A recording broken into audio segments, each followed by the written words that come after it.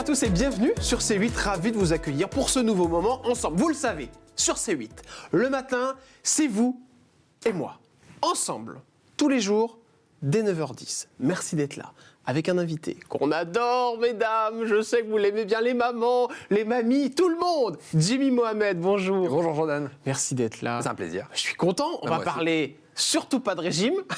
C'est la promesse. Non, c'est la promesse de votre livre qui s'appelle Zéro contrainte pour maigrir. C'est pour cette raison que le docteur Jimmy Mohamed est là. Alors c'est génial parce que vous avez perdu du poids, on en parlera tout à l'heure, mais je crois que c'est 12 kilos. 12 kilos et surtout, j'ai pas repris le poids. Ouais. Parce que la plupart du temps, on perd du poids et on en reprend derrière. Mais alors entre nous, vous n'aviez pas besoin de perdre du poids, Jimmy. Là, j'ai retrouvé mon poids de forme. D'accord. C'est le poids que je faisais à l'époque où j'étais au maximum de ma bonne santé en quelque sorte. D'accord, mais vous faites combien de kilos? Là, je fais 69 kilos Pour 1 mètre 1m80. D'accord, ouais, donc c'est vraiment, là c'est l'IMC magnifique. Et vous êtes monté jusqu'à combien? 82, 83 D'accord, 83 kilos, sans me rendre compte. 1 kilo par-ci, par-là.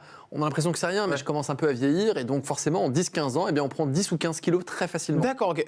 83, donc c'est surpoids en fait. J'étais limite, je commençais à être un peu dans la phase de surpoids. Si on calcule l'indice de masse corporelle, eh bien, je commençais à entrer dans le surpoids. Alors, donc, je me suis dit, il faut faire quelque chose. C'est quoi le danger des régimes, Jimmy Mohamed? C'est que vous l'expliquez quelque part dans ce livre. Au final, c'est quoi un régime? C'est une privation, on est d'accord? Eh ben c'est ça le problème, c'est que le régime égale privation. Donc vous allez vous dire, je vais perdre du poids. Là, il commence à faire beau, on va se dire, on va se mettre au régime pour être prêt pour l'été. On va moins manger, la privation. Donc forcément, si vous mangez moins, vous avez moins de calories, vous allez perdre du poids. Puisque si vous sautez le repas du soir ou si vous ne consommez qu'une soupe, eh bien ça va marcher. Mais au bout d'1 mois, vous aurez perdu 3 kilos, 4 kilos. Vous allez dire, c'est super bien, ça marche. Vous allez continuer vos efforts. Et puis vous allez perdre plus que 1 ou 2 kilos. Et vous allez vous dire, mais qu'est-ce qui se passe? J'ai perdu 3 ou 4 kilos le premier mois. Là, je suis 1 ou 2 kilos alors que je me prive toujours autant. Et puis au bout d'un moment, vous allez en avoir marre parce que vous allez stagner. Donc qu'est-ce que vous allez faire? Retrouver vos vieilles habitudes alimentaires. Et donc, qu'est-ce qui va se passer? Vous allez reprendre le poids que vous avez perdu, plus 1 ou 2 kilos supplémentaires. C'est l'effet yo-yo. Vous allez déprimer. On va arriver en septembre, c'est la rentrée, et on va recommencer l'été d'après. Mais c'est on va horrible. reprendre du poids. Et c'est ça le problème. Les régimes ne fonctionnent pas. Alors, quelle est la solution? C'est quoi zéro contrainte pour maigrir? Ça veut dire quoi? Ça veut Qu'est-ce qu'il y a dire dans ce livre? C'est du rééquilibrage alimentaire. C'est un nom un peu pompeux. On se dit mais qu'est-ce qu'il me raconte? C'est totalement différent du régime puisque il faut voir l'alimentation d'une autre façon. Il ne faut pas avoir de frustration. Souvent dans un régime, on va supprimer, on va se punir. Sauf que ça c'est pas tenable dans le temps. Et il faut pas oublier que dans la perte de poids, il n'y a pas uniquement ce qu'on mange. Il y a aussi la gestion du stress, la gestion du sommeil, l'activité physique, les produits ultra transformés. Et c'est pas uniquement ce qui se trouve dans votre assiette. D'où l'idée de vous proposer des astuces qui sortent de manger moins. Vous pouvez m'en citer une? Alors moi, ce que je fais en ce moment, c'est je ne prends pas de petit déjeuner le matin, par exemple. Ce petit déjeuner n'est pas obligatoire. Il est obligatoire chez les enfants. Ils ont besoin d'énergie.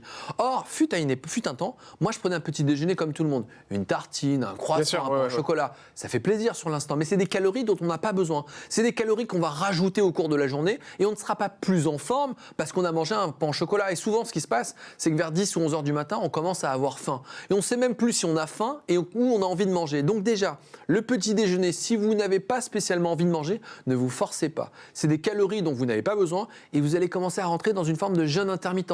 Et donc vous allez brûler plus de calories en supprimant quelque chose dont vous n'aviez pas besoin. On a envie de passer la journée avec Jimmy Mohamed pour apprendre toutes ces petites astuces. Zéro contrainte pour maigrir, surtout ne faites pas de régime. C'est chez Flammarion et on vous redonnera d'autres petites astuces en fin d'émission. Évidemment, vous pouvez vous procurer le livre pour avoir un corps d'athlète pour cet été, chers amis. On commence cette émission, n'oubliez pas qu'elle est à retrouver sur ma canal en replay. Et évidemment, les questions cash en fin d'émission. Jimmy, les questions les yeux dans les yeux. Vous êtes prêts? Vous avez hâte? Eh ben moi aussi, parce que vous êtes un client intéressant. Il y a des questions qu'il n'aime pas répondre. On y va, c'est parti, portrait avec Jimmy Mohamed. Et on part sur l'enfance. Je veux savoir ce que fait papa et maman. Alors mon père, il travaille dans un restaurant, il est pizzaiolo. D'accord. Il a travaillé quasiment toute sa vie dans une pizzeria, il faisait des pizzas, mais c'est compliqué, restaurateur. Ma maman était boulangère. D'accord. Et puis quand elle a eu, moi j'ai 2 petits frères, donc 3 enfants, elle a arrêté son travail pour s'occuper de nous. Ok, là. Donc femme au foyer. Exactement. Vous êtes né où? Moi je suis né à Courbevoie dans le 92, dans les Yvelines. Et j'ai grandi à Paris dans le 20e arrondissement. J'ai fait l'école primaire, le collège, le lycée. Vous avez tout fait, J'ai tout fait, quasiment même la faculté. difficultés juste à côté. Enfance compliquée ou plutôt douce? Non, plutôt. Alors, milieu très modeste. Ouais. HLM, j'habitais, on était au 14e étage d'une tour. J'étais avec mes 2 frères dans la même chambre de moins de 10 mètres carrés. J'ai dormi dans un lit superposé jusqu'à mes 25 ans. Mais en fait, ça ne me pose pas de problème parce que j'avais un modèle dans ma tête, c'est de la réussite sociale. Ouais, et de bien me sûr, dire, je vais cartonner, ça va marcher. Qui fanfaronne à la maison? Est-ce que c'est plus papa ou maman par rapport à votre réussite? Oh, les deux, évidemment. Ouais. Papa, maman, ils sont Très fiers, fiers, c'est normal. ouais. Moi, j'ai un petit frère aussi qui est médecin, notre petit frère. Donc, c'est une réussite, c'est de se dire que ils ont pu transmettre à leurs enfants les outils nécessaires pour réussir par eux-mêmes. Et ce que la société permet, en France, on a la chance quand même d'avoir un accès à l'école qui est gratuit. On a des choses qui marchent, des choses qui ne marchent pas. Mais on peut s'en sortir. Et fini l'époque où on était des exceptions. Et c'est ça dont on doit sortir de cette règle-là. Attention les sujets qui fâchent. Accrochez, vous allez voir, il va changer de tête dans un instant, Jimmy Mohamed. L'amour. Madame, alors là, il veut rien dire. À chaque fois, c'est la même chose. Je gratte pendant des heures. Elle est sage-femme. Exactement. Vous êtes mariée. Oui. Depuis combien de temps? Plus de 10 ans. 10 ans. Aucune photo sur Internet. Non, jamais. Il n'y en aura jamais. Il n'y en aura jamais. Ni elle, ni mes enfants. D'accord. Ouais, bah oui, j'ai vu. Donc, trois petits garçons. 3 garçons. D'accord. Ah, vous n'avez pas réussi à nous faire une petite fille? Eh ben non, mais 3 garçons, c'est bien déjà. Oui, mais... Alors, c'est vrai qu'on veut forcément, on se dit 2, j'ai 2 garçons, pourquoi pas une fille? J'ai un 3e garçon, il est en bonne santé, c'est l'essentiel. C'est l'essentiel. 3 garçons, c'est du travail, hein, honnêtement. Et est-ce qu'il y a eu un 4e ou une 4e en route? Non, je pense que c'est bon, c'est Là, terminé. c'est bon. Non, je commence à vieillir. Honnêtement, j'ai plus la même énergie que j'avais à l'époque. Hein. J'ai 35 ans, je vais avoir 36 ans. Je me rends compte que les réveils dans la nuit à 3 h du matin, parce c'est que pour ça que c'est difficile. Ouais. Il faut pouvoir s'en occuper. Donc, 3 en bonne santé, franchement, c'est super bien. C'est quoi votre vie, Jimmy Mohamed? Parce que vous êtes tout le temps sur les plateaux télé, vous avez le travail aussi, il y a la radio aujourd'hui. C'est quoi votre routine? Vous arrivez à trouver des moments avec votre femme, avec vos enfants? Parce que c'est pas facile quand on a un papa connu. Je suis toujours étonné de ce genre de questions. Est-ce que vous arrivez à trouver un moment pour vos enfants ou votre femme? Ben oui, parce qu'il y en a beaucoup qui passent qui me disent sur le plateau qu'ils n'ont pas réussi à trouver de moment Non, pour leurs enfants. franchement, ça fait partie de mes priorités. C'est-à-dire que je me réveille le matin, je prépare à manger à mes enfants. Je les habille, je les amène à l'école quand je peux les amener à l'école. Le soir, je suis présent pour le dîner, pour les coucher, pour faire les devoirs. Le week-end, je suis là. Donc en fait, tout ce que je fais en travail, à côté, je me disperse pas en allant voir des amis, en sortant en boîte de nuit. Non, c'est métro, boulot, dodo. Et donc, quand le travail est fini, je suis à la maison avec les enfants et avec mon épouse. Pourquoi cette discrétion autour de votre compagne? C'est pour pas l'embêter elle? Alors, on vit une époque particulière quand même où les réseaux sociaux sont assez malsains. Je commence à connaître une période où il y a beaucoup de gens qui me suivent. Ah bah ça, oui. Je pense qu'exposer sa vie privée, c'est exposer peut-être des gens à la maison. Et en fait, on doit, la vie privée reste privée. Elle n'a pas demandé à ce que je sois médiatisé. Mes enfants n'ont pas demandé à ce que je sois médiatisé. On ne sait pas de quoi demain est fait. Et je pense que pour me préserver et les préserver, mieux vaut en savoir le moins possible. Alors, moi j'ai plein de questions à vous poser. Déjà, votre santé à vous. Donc, on le disait en début d'émission, vous avez perdu donc 12 kilos. Vous vous sentez bien? Je me sens super bien. Vous voulez plus en perdre, là, c'est bon? Non, là, je suis bien. Là, je pense qu'il faudrait que je sois dans une période où je me muscle un peu. Pas pour être bodybuildé à la Thibaut InShape avec les gros pecs, mais juste pour se sentir mieux en réalité. Parce que finalement, c'est pas pour... C'est dangereux, ce qu'ils font. Vous me parlez de Thibaut InShape, là, je bascule dessus. C'est dangereux, ce qu'il fait? Absolument pas. Non, Thibaut InShape, il véhicule, je pense, des messages intéressants. Souvent, on le caricature comme le mec bodybuildé qui a rien dans le cerveau. C'est un chef d'entreprise, premier élément. Mais il expose des éléments assez intéressants pour les jeunes pour valoriser l'activité physique et le sport. Et on est un peu, on parlait de misérabilisme tout à l'heure, mais dans l'activité physique et sportive, on est un peu misérable en France, on n'est pas très bon. Donc quand il véhicule des messages positifs de bougez-vous, vous pouvez le faire, allez-y, c'est à la portée de tous. Et c'est ça qui est le message, je trouve. Quand vous dites, ça c'est fort ce que vous dites, on est misérable en France, vous parlez de quoi, Jimmy? De l'activité physique et sportive, honnêtement. Les enfants sont sédentaires, ils sont en surpoids. Un adulte sur 2 est en surpoids ou obèse. On a des infrastructures à l'école pour faire du sport qui sont lamentables. On va faire quoi? On va jouer une balle aux prisonniers, au mieux on a une cage de foot. C'est vrai, on n'a pas assez d'argent en réalité et on se rend compte de quoi? Que les enfants sont sédentaires. Et cette sédentarité, elle fait quoi? Le lit du surpoids et de l'obésité. Mais c'est la faute de qui ça? C'est des parents, des enfants? Je pense que c'est multifactoriel. On a trop inculqué aux gens l'idée qu'un enfant, pour qu'il soit bon à l'école, il faut qu'il soit bon en maths, bon en français, et le reste, ça vaut rien. Or, le sport, c'est une compétence. Si on valorisait réellement l'activité physique et sportive chez les enfants, eh bien, on aurait peut-être des sportifs de plus haut niveau, et puis ça nivellerait vers le haut l'ensemble des enfants qui seraient moins sédentaires. Donc, je pense que des enfants qui se bougent, c'est tout simplement des adultes en devenir qui seront en meilleure santé. Donc, il faut faire quelque chose. On ne peut pas laisser les enfants comme ça à rien faire et être sédentaires. Jimmy Mohamed, je vais parler 2 secondes des religions, parce que des fois, elles nous imposent certaines contraintes. En ce moment, il y a le ramadan. Déjà, est-ce que vous le faites? Oui, moi, je fais le ramadan. Vous faites le ramadan. Est-ce que c'est dangereux pour la santé? Parce que c'est un jeune, quelque part. Moi, j'ai un copain qui le fait, il a perdu du poids. J'en ai un autre qui en a pris au moins 4 ou 5. Enfin, je veux dire, kilos. J'ai l'impression que c'est en fonction des gens. Et qu'est-ce que ça... Alors, il y a deux questions. La première, c'est celle, est-ce que c'est dangereux? Ouais. Moi, je réponds que ça dépend de vos antécédents. Si vous avez un diabète mal équilibré, de l'hypertension artérielle avec plein de médicaments, que vous avez un cancer qui est en cours de traitement, évidemment que le ramadan n'est pas possible pour vous. Et c'est le médecin traitant qui doit vous répondre. Souvent, on me demande, au fait, est-ce que je peux jeûner? Non, c'est votre médecin généraliste qui peut le dire. C'est pas le copain, c'est pas l'imam, c'est pas le voisin et c'est pas les réseaux sociaux. Premier élément. Après, le ramadan, sur le plan alimentaire, je ne parle pas du plan spirituel, c'est du jeûne intermittent. Vous ne devez pas manger du lever du soleil jusqu'au coucher du soleil. Et donc, il y a une période durant laquelle vous ne mangez pas et une période durant laquelle vous pouvez manger et boire de l'eau. Donc, en réalité, le ramadan ne pose aucun problème puisque le jeûne intermittent est plutôt bénéfique pour la santé. Donc, en réalité, si on fait correctement les choses et qu'à 20h, on ne mange pas plein de pâtisseries sucrées avec du miel, eh bien, finalement, on peut tirer même des bénéfices du ramadan, ça ne pose aucun problème. Est-ce que vous êtes pratiquant donc, au niveau de votre religion? Est-ce que ça peut poser des problèmes quand on travaille dans les médias? Parce qu'on le sait, des fois, on se fait attaquer. Il y a le racisme, évidemment, qui revient souvent. Ça dépend de quelle façon on expose sa religion. Moi, je pense que ça relève du domaine privé. Oui, je suis musulman, croyant, pratiquant. Pour autant, est-ce que je vais imposer des idées qui sont les miennes? Non. Pour autant, est-ce que je vais m'exposer en montrant ce que je fais? Non. Ma religion, elle m'appartient et je la pratique à la maison, avec ma famille, avec des amis éventuellement avec qui je partage. Mais au travail, c'est le travail. Que ce soit le travail en tant que médecin, le travail à la télé, à la radio ou sur les réseaux sociaux, peu importe que vous soyez athée, juif, musulman, catholique, les gens, ils s'en foutent complètement. Ils veulent juste avoir le docteur Jimmy Mohamed qui explique des trucs. Peu importe s'il était, quelle que soit sa confession, on s'en fiche totalement. Il faut être un peu progressif. Et la deuxième question, c'était sur le racisme. Est-ce que vous l'avez subi, Jimmy? Oui, plutôt à l'époque où j'étais dans l'émission de Cyril Hanouna, dans Balance ton poste, Touche pas mon poste, véhicule. C'était Balance ton poste, des émissions politiques. On exposait des arguments politiques. C'était tout l'enjeu. J'étais très content d'y aller. Mais forcément, on s'expose. On donne son avis sur plein de sujets, l'immigration, l'islam, la société. Et donc, on se prend un torrent d'insultes, un torrent de menaces. Mais ça fait partie malheureusement du jeu actuel, notamment des réseaux sociaux. Donc oui, ça s'est un peu calmé parce que désormais je parle que de santé et d'alimentation. Ah, c'est pour ça que vous avez changé un peu votre... Non, c'est pas pour ça, c'est que je voulais transmettre de l'information médicale. Et donc je voulais sortir des débats. C'était une période où j'ai appris plein de choses, à m'exprimer en public. C'était un exercice très difficile, où on a très peu de temps pour être percutant, dire la bonne phrase au bon moment, ne pas s'en mêler dans les pinceaux. Ce temps est révolu, une autre page se tourne. Et ça reste tout aussi intéressant. On va en parler des pages de la vie de Jimmy Mohamed avec les coulisses de la télé. C'est parti, carrière. Allez, médecin généraliste, c'est toujours le cas? Toujours le cas, oui, j'exerce toujours. On me demande toujours si je suis toujours docteur. Bah oui. Est-ce que je vois encore des patients? Oui, tous les jours. Mais c'est comme tous les médecins, Jimmy Mohamed. Quand on prend docteur Salman, on va prendre, comment il s'appelle, Kierzek, le docteur Kierzek. Michel Simès, on pose la question si ces gens-là ont encore du temps pour soigner les gens, c'est vrai. Bah, complètement. Et en général, oui, le docteur Pelou aussi, qui est urgentiste, c'est vrai. On voit tellement à la télé, mais il ne faut pas oublier qu'il y a des rediffs et du coup, forcément, on a l'impression que vous êtes tout le temps à l'antenne, alors que non, vous faites en effet vos horaires. C'est quoi alors vos horaires? Alors moi, je travaille à SOS Médecins. Je ne fais pas de la pub pour SOS Médecins ni quoi que ce soit, mais en fait, à SOS Médecins, je travaille aussi en horaire décalé. C'est-à-dire que je peux travailler très tôt le matin.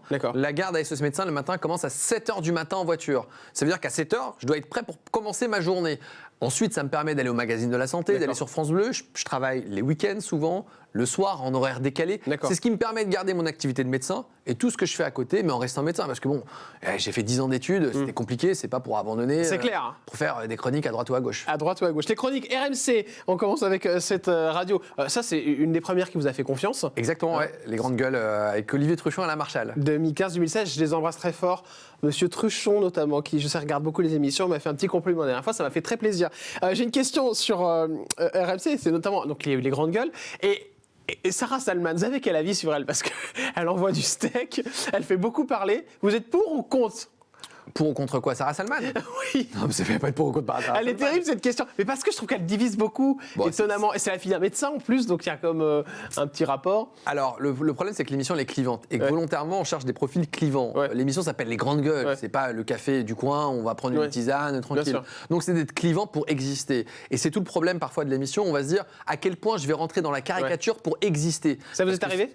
Non, parce que je suis pas resté très longtemps, je suis resté 1 an et demi. Ouais. Et au bout d'un moment, je me suis dit, j'ai peut-être fait le tour. Attention de ne pas s'enfermer dans un personnage. Vous aviez peur de quoi? C'est quoi la raison du départ? C'est de parler de sujets qu'on ne maîtrise pas. D'accord. Pour être très honnête, dans les grandes gueules, on vous pose la même question qu'à l'époque, dans Tout balance ton poste. Est-ce que vous êtes pour ou contre, je sais pas moi, l'uniforme à l'école? Dans le même temps, faut-il vacciner tout le monde? C'est clair. Et puis, est-ce que Trump a raison? Donc en fait, on parle de sujets pour lesquels on ne les maîtrise sûrement pas. D'accord. Je me suis dit, oulala, tu t'exprimes sur trop de Faut choses. partir, hein. Mettons-les ça de côté et voyons autre chose. Ils l'ont pris comment, RMC, le fait que vous partiez? Je suis parti en bon terme parce que moi je leur ai expliqué pourquoi je partais. Ouais. Ils ont compris, mais ça se passait bien en fait. Donc il y a un peu un crève-cœur où quand on quitte une émission où ça se passe bien, on se dit c'est dommage. Mais en même temps, ça fait partie de la vie. Valérie Benaïm, évidemment, qu'on adore et qu'on embrasse. Cœur sur Valérie Benaïm, évidemment. Cœur sur Valérie Mais Benaïm. oui, évidemment. Très copine. Bah, parce qu'en fait, elle est tellement gentille, Valérie Benaïm. Ouais. En fait, la gentillesse qu'on voit à l'émission, c'est ce qui se passe en dehors. Elle est toute douce, c'est vrai qu'on sent ça. Elle est toute douce. L'émission, C'est que de la télé Ouais. qu'on faisait ensemble. C'était très sympa. Je regarde vraiment un très très bon souvenir.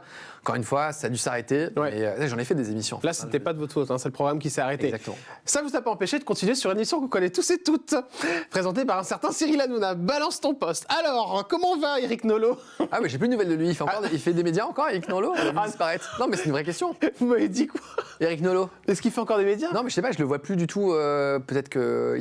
Non, mais pour de On vrai. dirait que vous le clashez, ça me fait Non, mais rire. absolument pas. D'accord. Parce que c'est vrai qu'il était très présent à l'époque de C'est Balance clair. ton poste. Ouais. Mais alors, vous avez beaucoup de prises de bec avec lui. Encore une fois, c'est une émission clivante. Ouais. Je suis sûr que dans le fond, il est sympa. Ouais. Mais que sur le plateau, tout d'un coup, les visages se transforment, on a la lumière, on veut exister. Qu'est-ce qui vous a dérangé avec lui? Parce qu'on vous voyait quand même vous écharper, là, la vidéo. En effet, on vous sent quand même assez énervé par ce qu'il vous raconte. Bon, il avait ce ton peut-être un peu condescendant et arrogant. Arrogant? Bah oui, un peu de mépris, sauf qu'en réalité, lui et moi, on parle à armes égales, en fait. Ouais. Son avis n'est pas plus pertinent que le mien. Ouais. Et de croire que, sous prétexte que, voilà, il peut aussi s'exprimer correctement, parce que c'est un bon orateur. Un très bon orateur. Très bon orateur, très bon débatteur. C'est vrai.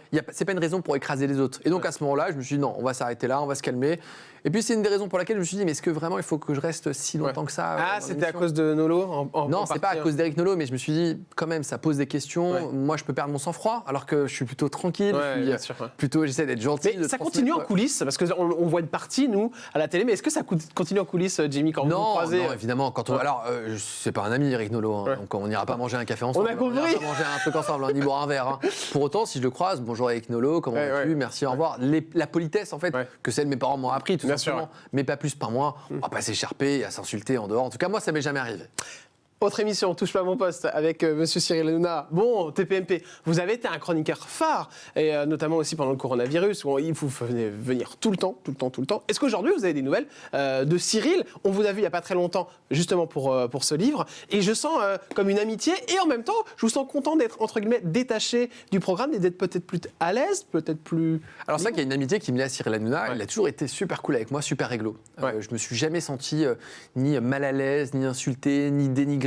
Copain à côté aussi, Mais c'est-à-dire ouais, texto, vraiment, un mais- petit mais verre. exactement, le pote que tu peux avoir en temps normal en Ouais. réalité, alors que c'est un chef d'entreprise. Ouais. Voilà, on le voit. Mais je à sentis l'état cette d'émetteur. affinité entre vous Mais qu'il a complètement. pas forcément avec d'autres chroniqueurs. Alors peut-être parce que aussi son père est médecin, donc il y Ouais. a ce lien entre de médecin à médecin, Ouais. et donc il baigne vous avez dans cet rencontré le univers. papa?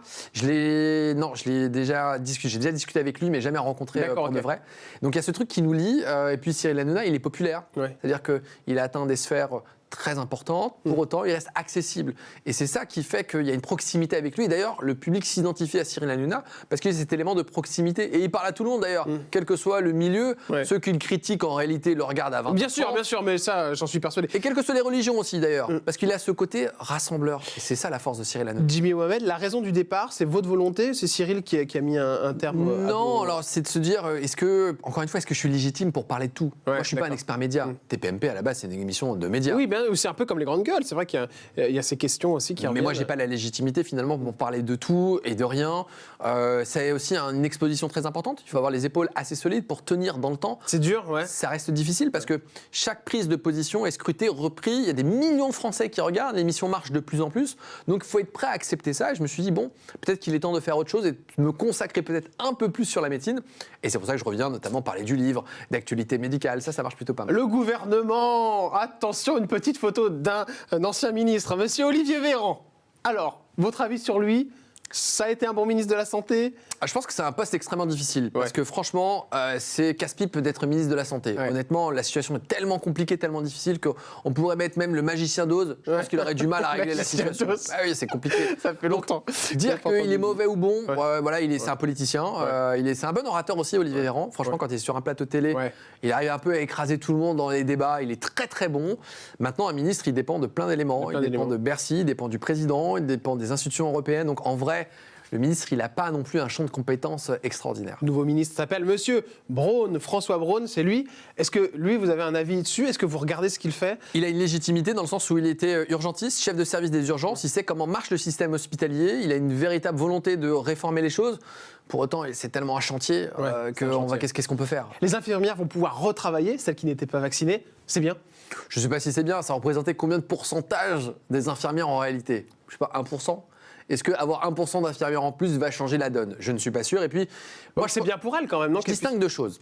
La personne qui Vous n'avez pas l'air trop d'accord avec ce qui... Non, parce que j'ai un problème quand même avec ceux qui ont refusé la vaccination en étant soignants. Ah ouais, d'accord. Je distingue deux situations. La première, l'infirmière qui, par exemple, se pose des questions, je suis enceinte, j'ai un projet de grossesse, est-ce qu'il faut que je me vaccine? Je peux entendre les inquiétudes et les questions qu'on avait à l'époque de ceux qui pensent que la vaccination est un danger pour la santé, est un danger pour la population, qui sont profondément anti-vax. Ceux-là, en réalité, je ne suis pas sûr qu'on a besoin de les réintégrer, puisque imaginons que demain, nous ayons une nouvelle épidémie de coronavirus plus sévère. Qu'est-ce qu'on va faire d'eux? Donc vous seriez plutôt contre ce qui a été, la levée qui a été... Je pense que, je ne sais pas si... Alors c'est compliqué pour le ministre de prendre une décision. Moi, je pense que je ne les aurais pas réintégrés. D'accord, vous les auriez pas réintégrés? Je pense que je ne les aurais pas réintégrés parce que, fondamentalement, quand vous dites ça, par exemple, les pauvres, ça va les faire réagir, parce que c'est...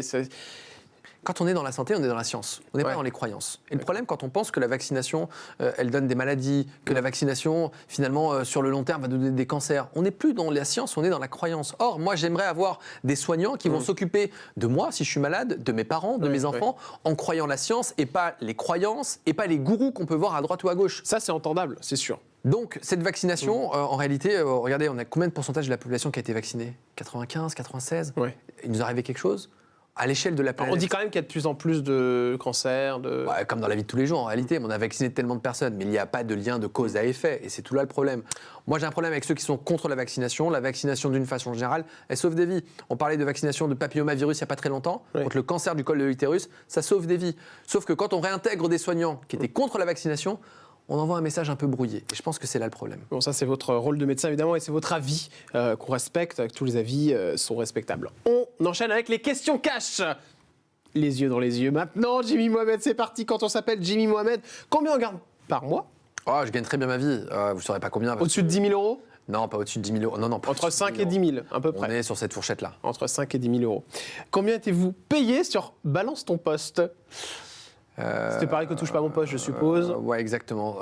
Sur Touche pas à mon poste, le cachet tournait aux alentours de 400 et quelques. 400 et quelques. Quelque chose comme ça. C'est Je un dis peu pas de près bêtises, ça. hein, je Ouais, dis c'est pas à de peu près bêtises. ça en général. Après, pour les chroniqueurs confirmés, entre guillemets, ceux qui viennent tout le temps, ça peut monter jusqu'à 1300 euros par soir. La phrase la plus dure que vous avez entendue sur vous, Jimmy Mohamed? Alors, ouais, si, il y en a une qui m'a vraiment blessé. Ouais. C'est je ne voulais pas être soigné par un arabe. Ah, ça, c'est terrible. Ouais. Ça m'a liquéfié ce jour-là. Ouais. C'était une maman en plus d'un enfant que j'avais soigné. Non, mais attendez, elle vous a dit ça, Ouais, et en les fait, yeux dans les yeux? Dans les yeux dans les yeux. Et c'est à la fin, elle s'est excusée parce qu'elle avait appelé en demandant de ne pas avoir de médecin arabe. Et quand elle a vu que c'était le docteur Mohamed, elle a dit ah non, mais non, je ne veux pas. Et en fait, elle est arrivée à la consultation, elle n'avait pas le choix, son enfant était malade, donc elle est tombée sur moi. Bien sûr. La consultation s'est très bien passée et elle s'est excusée à la fin. Je ne comprenais pas pourquoi elle s'est excusée. Elle me dit je suis désolée, je suis désolée, je suis désolée. Mais désolée de quoi? Tout va bien. Et elle m'a dit mais moi j'avais demandé à ne pas être soignée par un médecin arabe et je suis désolée d'avoir pensé ça. Elle vous a expliqué pour quelle raison Elle a eu une mauvaise expérience une fois avec un médecin qui était d'origine maghrébine. D'accord. Et elle en a peut-être fait une extrapolation Incroyable. et peut-être entendu plein de choses. Et c'est vrai que ce jour-là, je me suis dit mince, mais on me renvoie à ça. Ouais, encore en bien France, sûr, en c'est hyper 2023. rabaissant, c'est clair. C'est rabaissant alors que voilà, mais elle s'est excusée, mais bon, c'est des choses qui arrivent. Oui, mais on n'oublie pas ce genre de choses. Le jour où la notoriété vous a fait peur, Jimmy Mohamed? Non, peur non, parce que les gens sont bienveillants. Ouais. Honnêtement, ils sont cool. Hein. Peut-être avec les histoires de vaccins, vos prises de position. Oh non, mais ça sur les réseaux sociaux. Ouais. Il y a 3 excités qui envoient des messages et puis bon, bah voilà. Il y a 3 excités, j'adore. Non mais on répond pas. Il faut pas être. En fait, il faut pas être omnubilé avec ce qu'on nous répond. Bien sûr. Moi, je lis pas les commentaires. Je réponds, je regarde les 2-3 premiers, c'est sympa. Le reste, c'est de la charge mentale inutile. Le pire moment de votre vie? Le pire moment de ma vie, c'est quand il y a la maladie qui touche un de mes proches. Ouais. Vous l'avez vécu récemment? Non. Bon, je ne m'étale pas trop sur ma vie privée, mais il y a des moments difficiles où on se dit, mince, la vie peut basculer. Ouais. Et la vie telle qu'on la connaît, en fait, on se rend compte qu'on a de la chance d'être en bonne santé quand on tombe malade. Exactement, c'est vrai. Quand on est en bonne santé, on oublie. Ouais. Et le jour où on est malade, on se dit mince. Donc voilà, je me suis dit, il faut profiter de ceux qu'on aime tant qu'on peut encore. À la fois, vous auriez pu aller en prison. Est-ce qu'il y en a eu une? Non, jamais. Alors, on essaye de choper un gros dossier. Franchement. La chose que vous avez regretté de dire dans une émission de télé?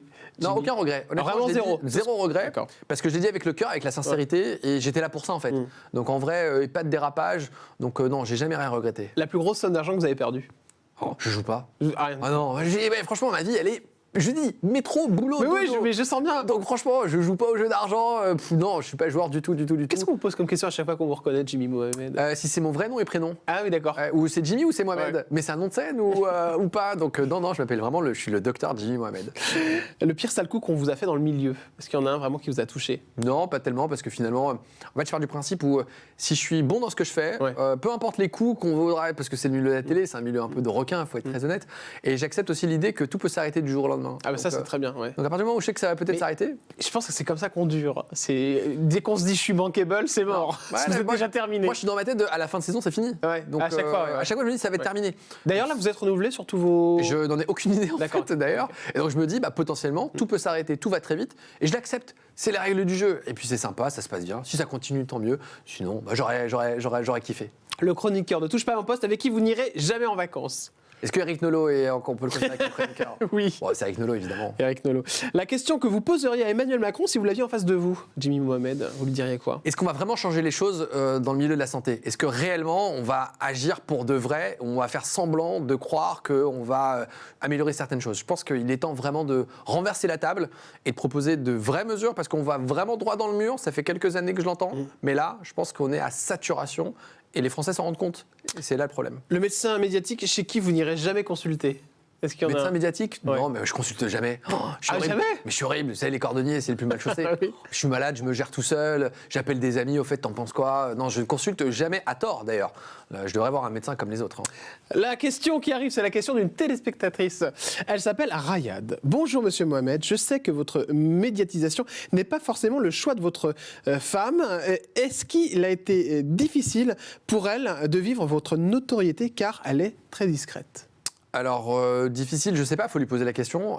Mais comme on l'aura jamais en plateau. Exactement. Donc, vous en avez parlé déjà de ça? On fixe des règles ensemble. Il y a des règles, d'accord. Des règles ensemble, dans le sens où qu'est-ce qu'on fait pas. Parce que malgré tout, la médiatisation appelle la médiatisation. Ça, c'est clair. C'est-à-dire que sortir dans la rue avec les enfants et votre femme, vous n'êtes pas à l'abri de faire une photo, ce genre de choses. Les gens, ils viennent me voir. Est-ce que, en fait, docteur Mohamed, c'est sympa, est-ce qu'on peut faire une photo? Alors, quelles sont les règles? Non, mais les règles, c'est de savoir aussi jusqu'où je vais dans les émissions. Est-ce qu'on doit me trouver partout? À quel moment je dois m'arrêter? Donc, celle qui gère avec vous un peu ce que vous faites ou pas? Non, c'est pas un agent. Mais c'est comme tout, en fait. Votre vie professionnelle, elle dépend aussi de votre vie amoureuse, de votre vie professionnelle, personnelle. Donc, tout est intriqué. Donc, voilà, c'est mon épouse, c'est une amie, c'est une conseillère, c'est mon amour. Voilà, tout va ensemble. Mais vous voyez, comme quoi, la question quand même, c'est drôle.